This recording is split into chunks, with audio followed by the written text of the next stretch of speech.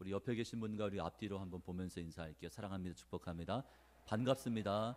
잘 오셨습니다. 이제 사도행전 강해 설교도 거의 막바지에 이르렀습니다.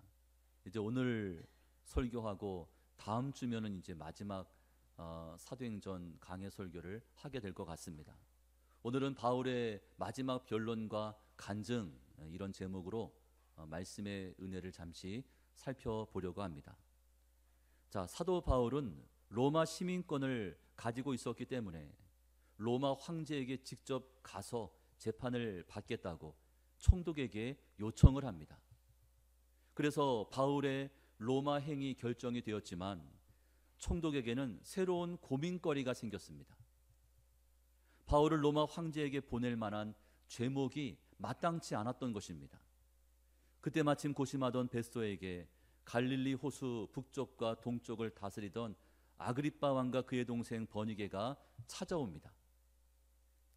총독은 그들이 가이사랴에 머무는 동안 바울과 관련된 전반적인 사건을 아그리빠 왕과 의논했습니다.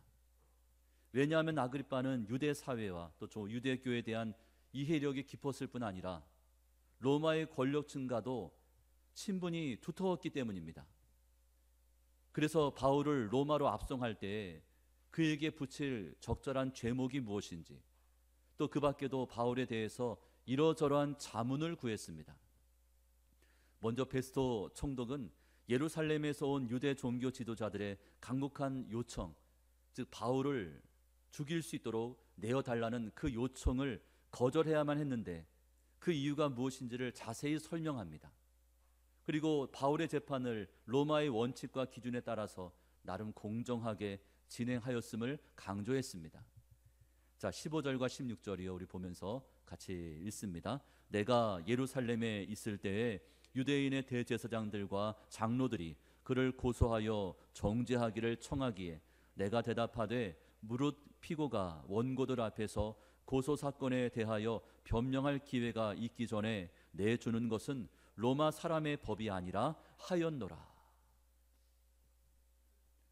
만일 이 베스토 총독이 유대교의 실세들과 원만한 관계를 맺고자 했다면, 뒷거래를 따로 했다면 그들의 바램대로 적당한 선에서 바울을 정죄할 수도 있었습니다.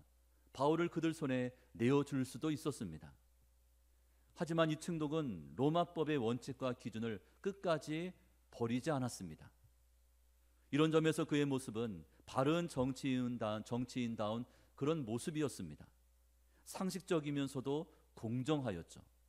여러분, 믿음과 상식은 결코 상충되지 않습니다. 믿음을 기초로 하고 그 믿음 위에 상식을 세워가야 합니다. 여러분, 상식이 기초가 아니라 믿음이 기초가 되어야 하고 그 믿음 위에 상식적인 이 같은 삶의 모습을 더해가는 것입니다.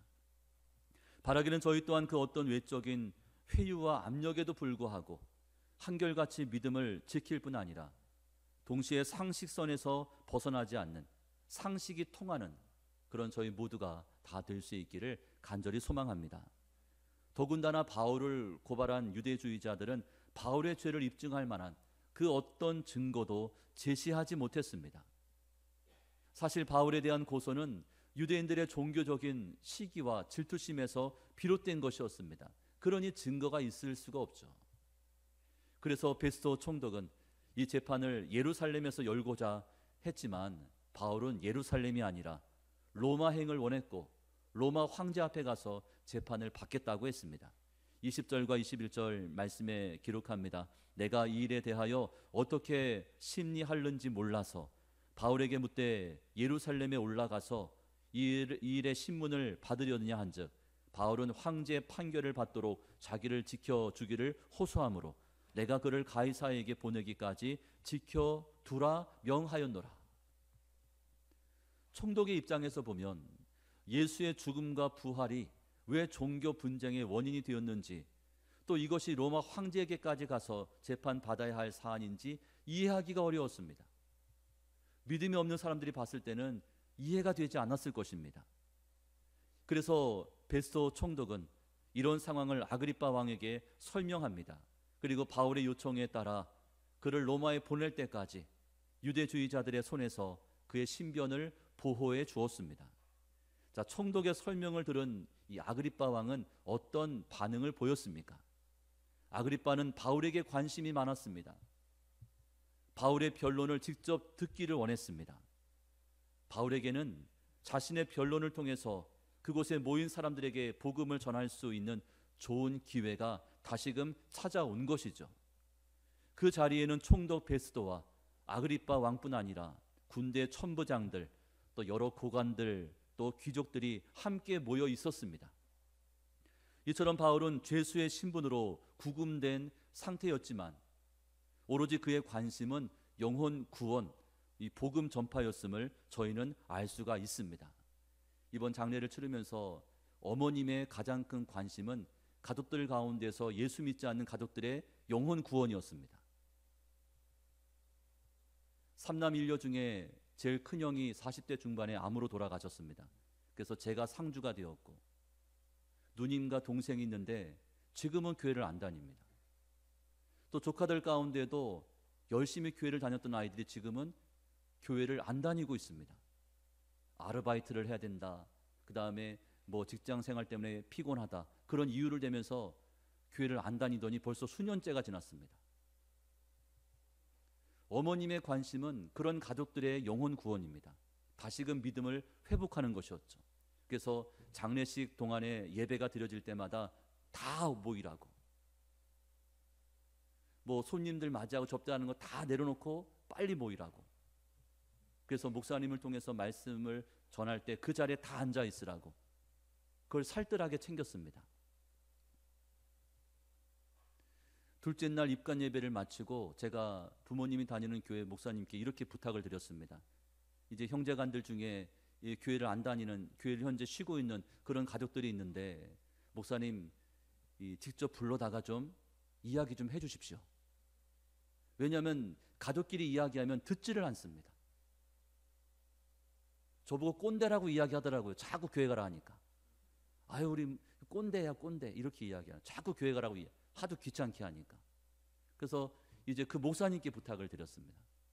그래서 입관 예배가 마치고 목사님이 따로 다 불렀습니다. 이 교회 안 다니는 그 가족들을 다 불러 모아가지고 이야기하는 거죠. 이번 주일날 장례 다 마치게 되면 이 장례 인사를 해야 되는데 그때 어머니 혼자 오게 하실 거냐고,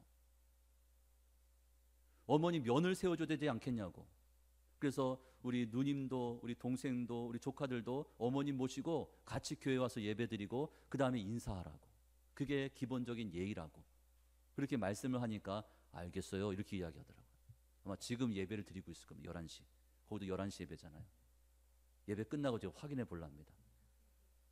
그러면서 이제 마지막 그 화장터에서 화장 다 마치고 그 교회 이제 교구를 맡고 있는 부목사님들에게 이렇게 부탁했습니다. 이제 이번 주일날 우리 가족들 갈 텐데 그분들 교회 정착시키시라고, 새 가족을 보내드렸사오니 교회에서 맡아서 관리해달라고, 그래 신신당부를 하고 왔습니다. 그러니까 저나 우리 어머님의 관심은 가족들의 영혼 구원, 어차피 장례식은 잘 진행될 것이고 어차피 우리 아버님은 천국에 가 있을 것이고, 영혼 구원입니다.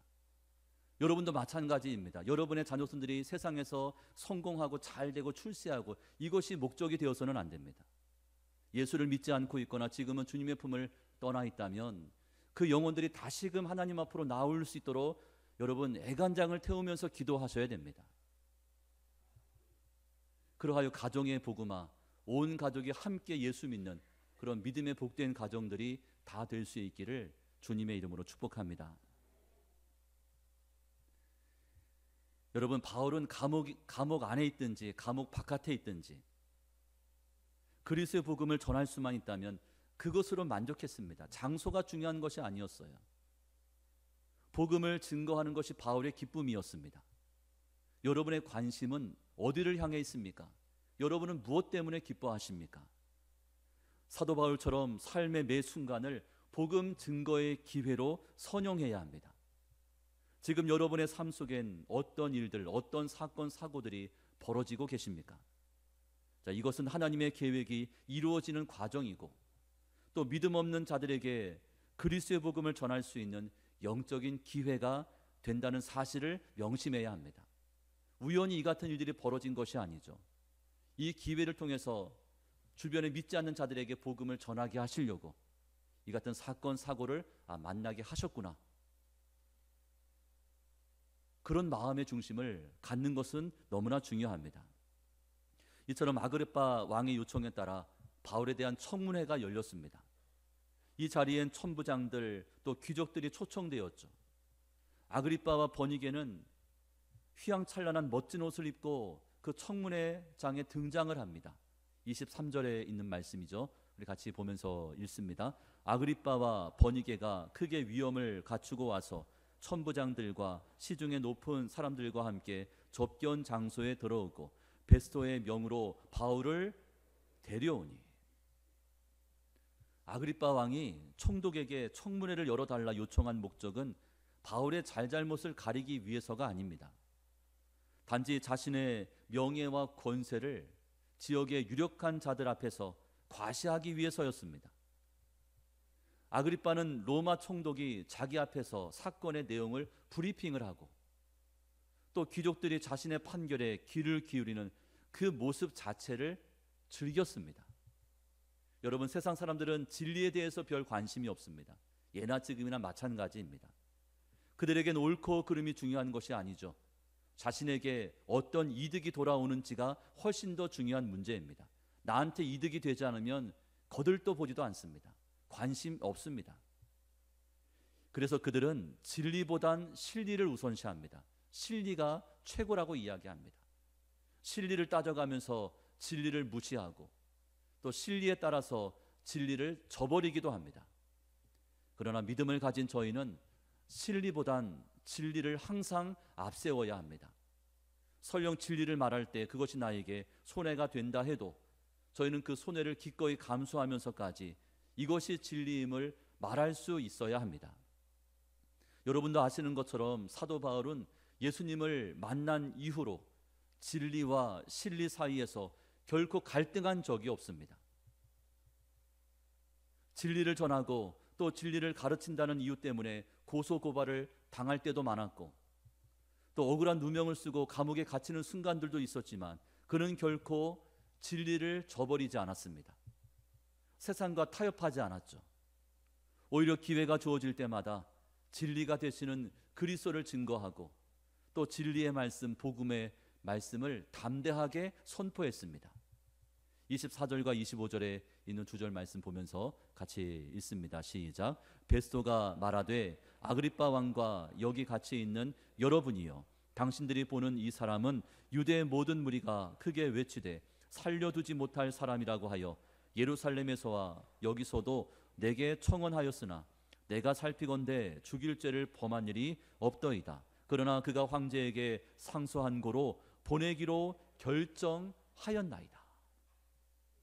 총독은 그간의 경과를 보고합니다. 바울을 죽여야 한다는 유대주의자들의 고소고발이 빗발쳤지만 이것을 입증할 만한 증거가 없을 뿐더러 정작 사형에 처할 만한 그 어떤 죄목도 찾을 수 없었다고 했습니다.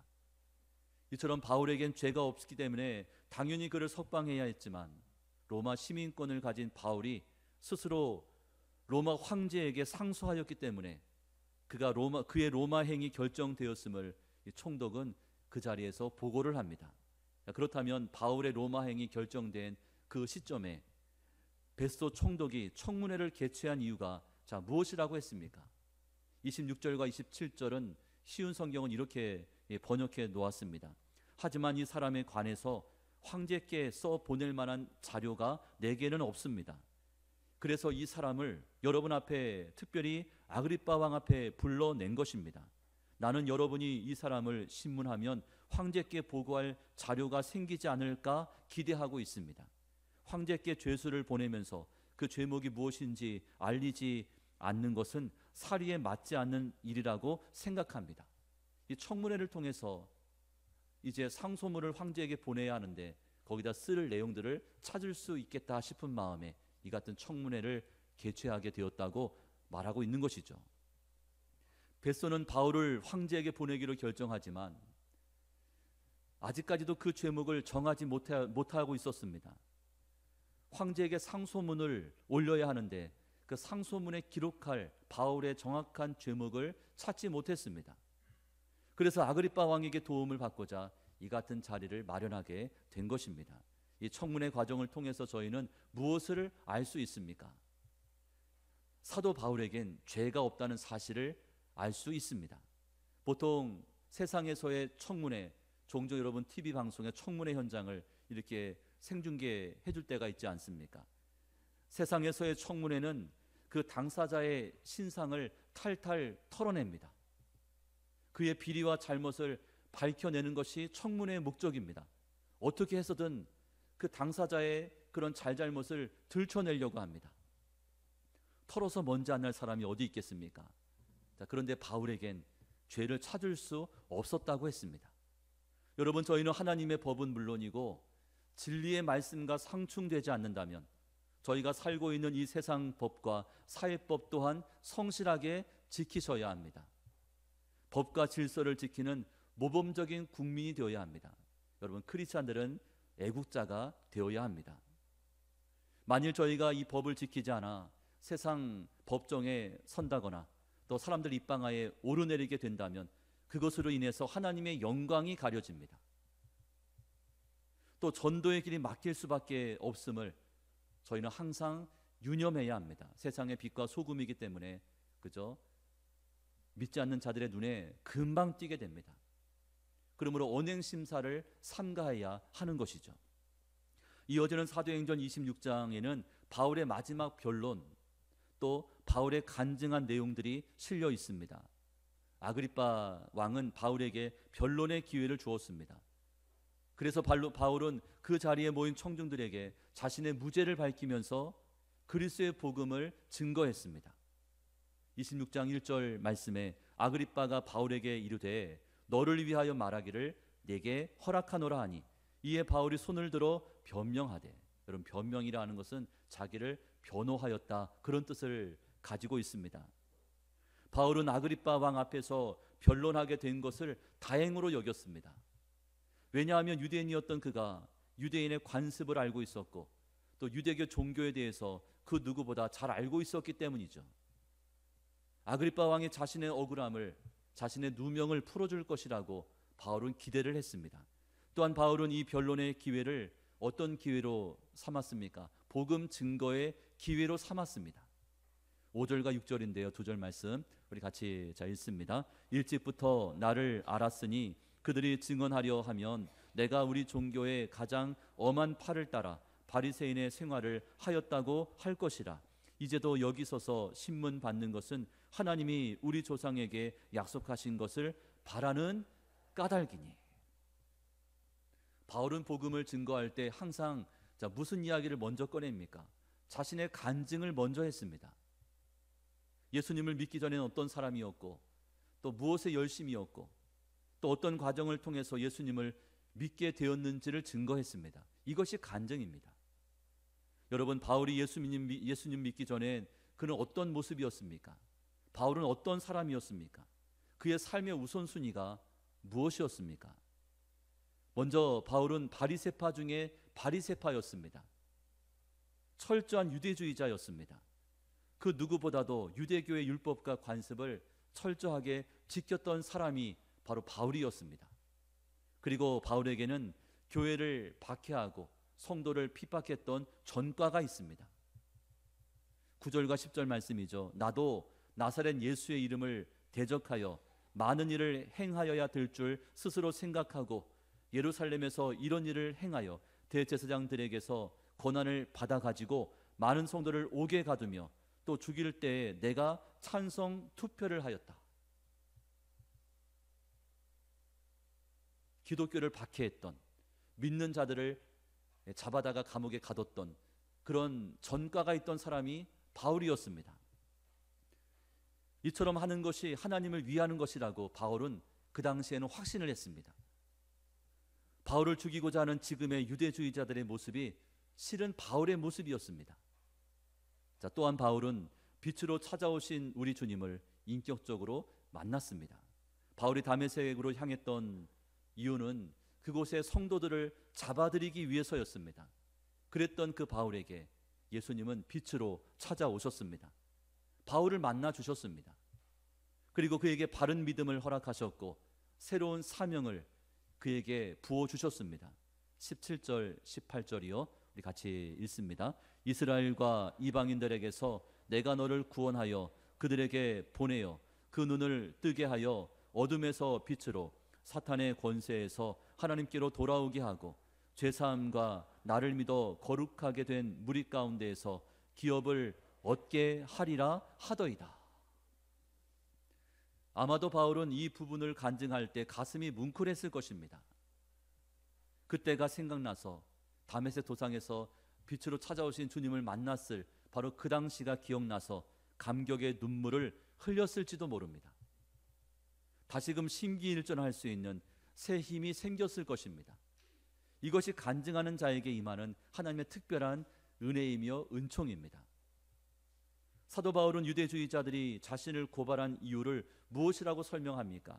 20절과 21절 말씀에 가서 보면 먼저 다메섹과 예루살렘에 있는 사람과 유대 온 땅과 이방인에게까지 회개하고 하나님께로 돌아와서 회개에 합당한 일을 하라 전함으로 유대인들이 성전에서 나를 잡아 죽이고자 하였다고 그렇게 간증하였습니다.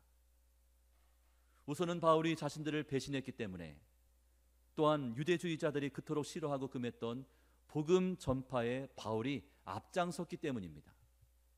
능력 있게 담대하게 복음을 전했기 때문이고, 바울로 말미암아 수많은 사람이 복음을 듣고 예수를 믿었기 때문입니다. 그래서 유대인들이 봤을 때 바울은 눈에 가시 같은 존재였을 거예요. 유대교의 근간을 뒤흔드는 참으로 위협적인 존재였습니다. 그야말로 세상이 감당할 수 없는 믿음의 사람이 바울이었습니다. 여러분, 사도 바울의 간증을 들어보면 정말 극적인 사건, 사고의 연속이 아닐 수 없습니다. 한 편의 드라마를 보는 것과 같습니다. 하루도 마음 편할 날이 없었습니다. 예수 믿는 이후로도 바울의 여정은 마찬가지입니다. 자신의 사명과 직분을 감당함에 있어서 끊임없이 고난과 핍박이 찾아왔습니다. 바울은 그동안 허송세월로 보냈던 과거의 어리석음과 실수를 만회하기 위해서 밤낮으로 뛰어다녔습니다. 그리고 자신의 남은 인생이 길지 않음을 직감적으로 알고 있었기 때문에 세월을 아꼈습니다. 시간을 낭비하지 않았습니다. 세상에 한눈 팔 시간이 없었죠. 그는 이 땅에서의 행복한 삶이 아니라 거룩한 삶을 선택합니다. 여러분, 보통은 행복한 삶을 위해서 여러분 열심히 일을 하고 또 기도하지 않습니까?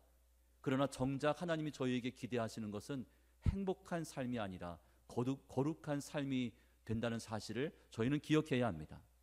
장차 들어갈 저 하늘나라 천국에 영적인 보물을 쌓는, 또 영원한 상급을 차곡차곡 쌓아 올릴 수 있는 그런 저희 모두가 될 수 있기를 간절히 축복합니다. 이제 말씀을 맺습니다. 오늘 본문에 나타난 바울의 모습은 어떻습니까? 바울은 어떤 사람이었습니까?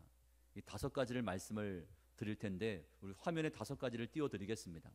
제가 첫째 바울은 여기까지 읽으면 나머지 뒷부분을 여러분이 읽어주시면 될 것 같습니다. 자, 첫째 바울은,